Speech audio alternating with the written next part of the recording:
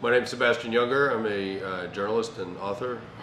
I've covered wars all over the world, West Africa, the Balkans, Afghanistan, and I've always wanted to be a journalist. It took a while to make that happen. I got a job as a climber for tree companies. I was an arborist. I worked, 80 feet in the air on a rope with a chainsaw taking trees down. And I injured myself doing that. I hit my leg with the chainsaw, and as I was recovering, I thought that maybe I would write about dangerous work. It seemed like something that was not very much focused on in America.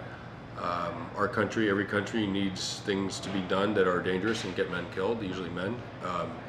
And the guys who survive are traumatized by those incidents. And I thought I wanted to write about that.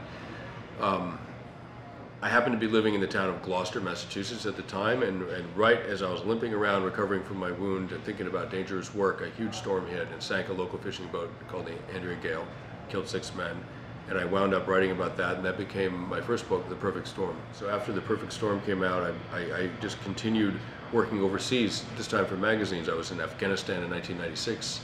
I went to Kosovo in 1998, 99, Sierra Leone, Liberia, Macedonia, Afghanistan over and over again.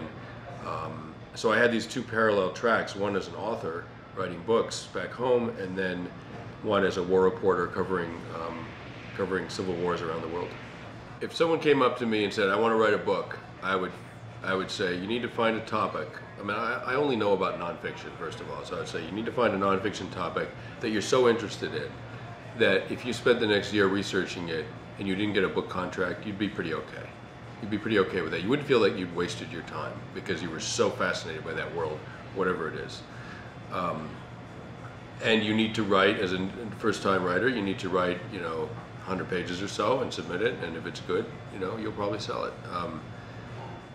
In terms of war reporting, foreign reporting, the economy is changing very quickly right now, and newspapers and networks don't have a lot of money to staff offices overseas, which actually is kind of good news because it means that freelancers can fill in those gaps. My advice would be go to Kabul for a year, go to Nairobi, go to Delhi, go to some city that's sort of at the crux of a lot of different issues, a lot of different world problems, and just report from there. It's very gratifying, frankly, to be able to travel around the world and report on events that are of really great importance to the people in those places and really to the rest of the world.